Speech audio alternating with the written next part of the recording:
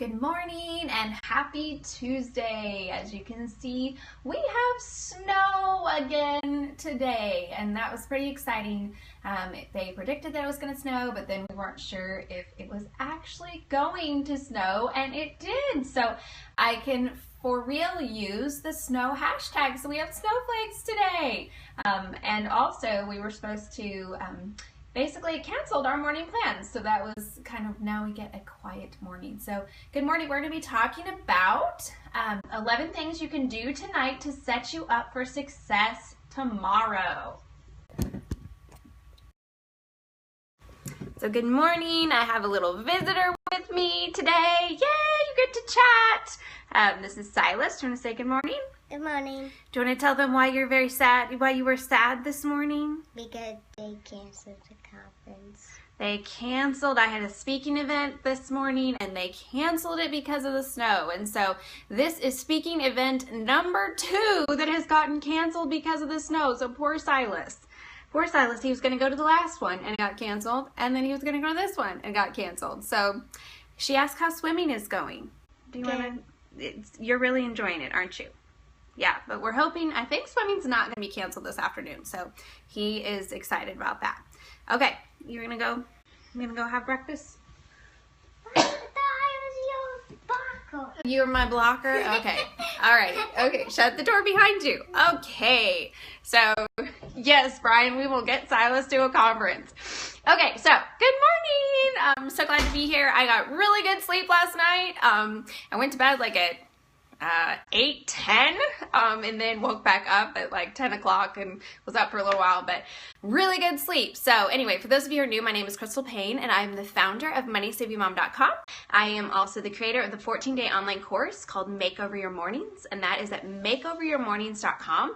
And if you're interested in that program and you think, I don't know whether it's for me or not, if you go to makeoveryourmornings.com and you can scroll all the way down to the bottom of the page and you can sign up for day 1 for free to check it out. So I look especially bright and cheery today. Well, it's probably a little bit of the snow light from outside makes me look a little bright and cheery, but I also feel bright and cheery today. I didn't wake up with a headache. I've been waking up with a headache the last week, and so it was, I was like, yay, no headache this morning. So anyway, okay, so let's talk about 11 things you can do at night to set you up for success the next day. And I should probably do this, you know, before bed, but usually before bed, I'm not in a scoping kind of real zone, so we'll do it in the morning.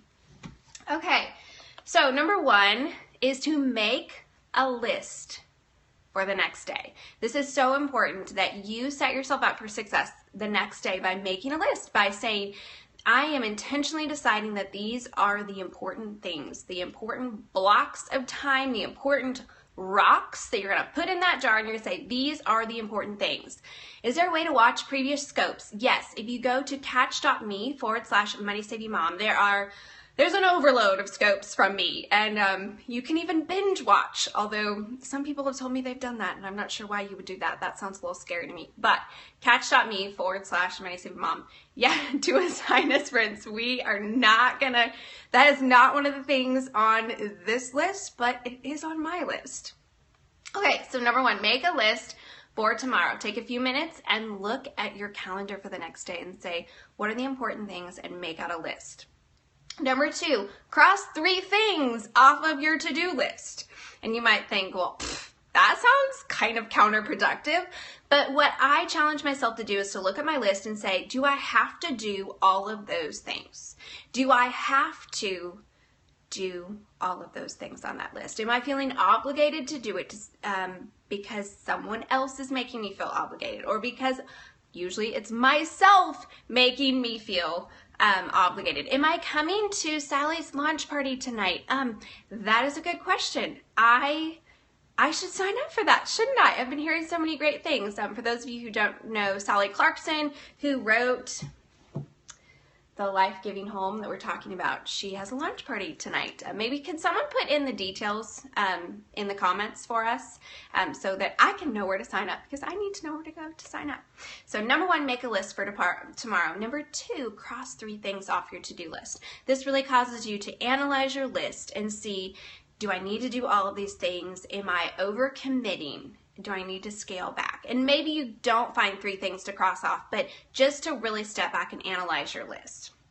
It's at 7 tonight Mountain Time, so that would be 8 Central Time and 9 Eastern.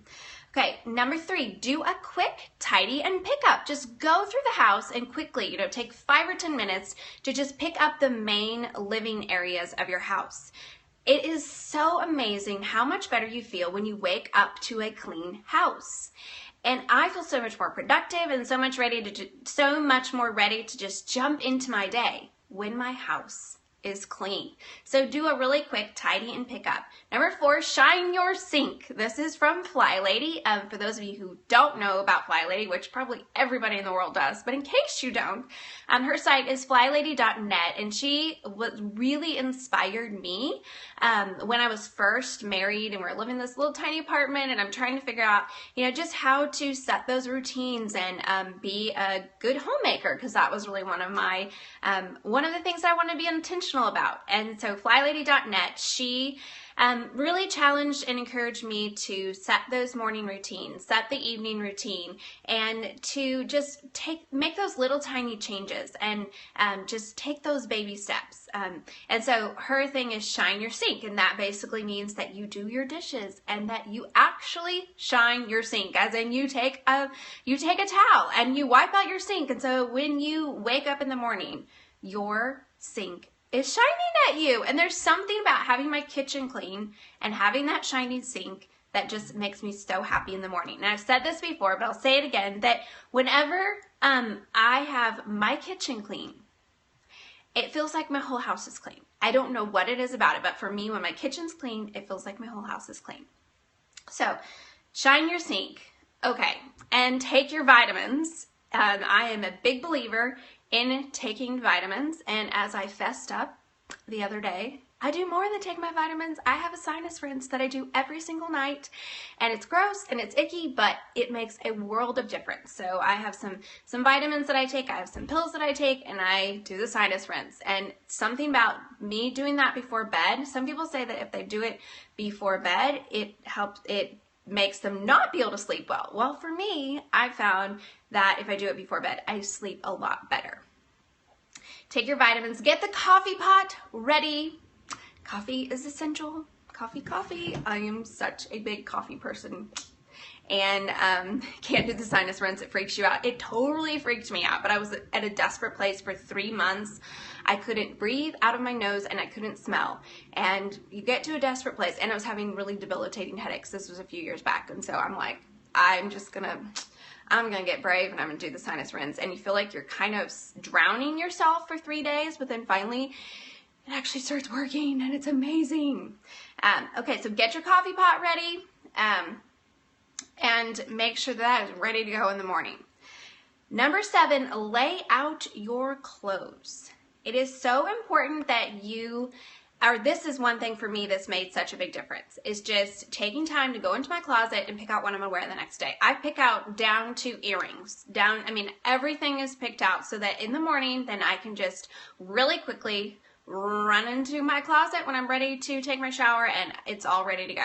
And I find that I dress better because I'm not just kind of haphazardly throwing outfits together. I feel better about myself when I dress for the day that I want to have instead of the day that I'm having or think I might have.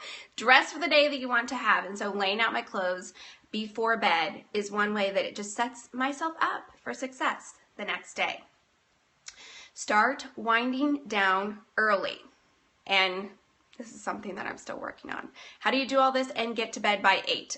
I think a lot of these, I don't always do them every single night, but this is what I try to do almost every single night, and it just kind of becomes a habit. You have dinner, and then you do a quick pickup, and I do devotionals with the kids, and I just kind of, it's become a habit. And so when you do things consistently over time, and you just say one habit at a time, you're going to focus on one habit at a time, you do it consistently over time, it becomes a part of your life. Like, I would never wake up in the morning and not brush my teeth. I just wouldn't. That is not something that I would ever consider. I would never not shave my legs, okay? TMI. But I just, every single day, like there are certain things that I do every single day, and I do them without thinking because they've just become habit. And so for me, laying out my clothes, cleaning up the kitchen, these things, it becomes a habit. So pick one and do one at a time. One at a time, and say, you know, for the next 6 weeks, I'm going to just make this a habit. And then I'm going to add one more. And yeah, it takes less effort once it's a habit because you do it without thinking. And then there's so much wonderful, fulfilling fruit that you reap from making these things habits. I am a grumpy person if I don't shave my legs. So just, there you go. Just putting it out there. So start winding down early if you can. This is one that I am working on right now because my brain has so much that goes on all the time. My brain can just not, and so I have to wind down early in order to shut my brain off so that I can sleep at night. And I sleep so much better when I take the time to wind down early. Think of 3 highlights from your day. I'm such a big believer in counting your blessings, in focusing on your blessings, and in really thinking about what there is to be grateful for, choosing gratitude, because no matter how hard your life is, no matter how bad your day was, there's always, always, always something to be grateful for. And so really think about, what are 3 highlights from your day? What are things during your day that were blessings, that were things that you can just tell God thank you for, that He did, ways that He worked, ways that you were encouraged? What are those? Find those and really focus on those. Because when we focus on the good, instead of being frustrated about everything that's wrong in our life, it changes our entire perspective, and it helps us to just really have more joy and have more excitement for life and have more cheerfulness. And when we live our life out of a grateful place, it changes everything. And I really feel like gratitude transforms all around. So if we approach life with a grateful spirit versus this grumpy, complaining spirit, we are going to see life from a brand new perspective. And so instead of, seeing something that could be really discouraging and could be really hard and could really cause us to have a lot of things to complain about, we're going to look for the good. Yesterday I talked about in relationships, finding the good and praising that. It's the same thing in our life. Find the good in your life and praise it, because the good is there. It's there. And then fill your soul and mind with something encouraging. Fill your soul and mind with something encouraging. Maybe that's you read a little bit, you listen to a podcast, you turn on some music, or maybe you have a great conversation. My husband and I, we like to talk a lot. We are verbal people, and especially because I'm a verbal processor. My poor husband, I'm a verbal processor, and I have a lot of words to process.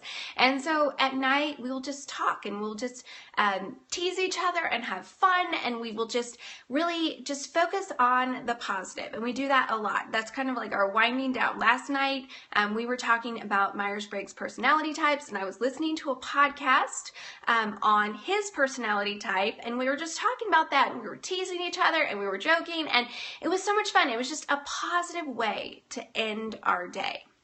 So if you can, end your day on a positive note, fill your mind with some good things, have a good conversation, and then go to bed early. And that's what we are working on this month, because it is the Go to Bed Early Challenge month.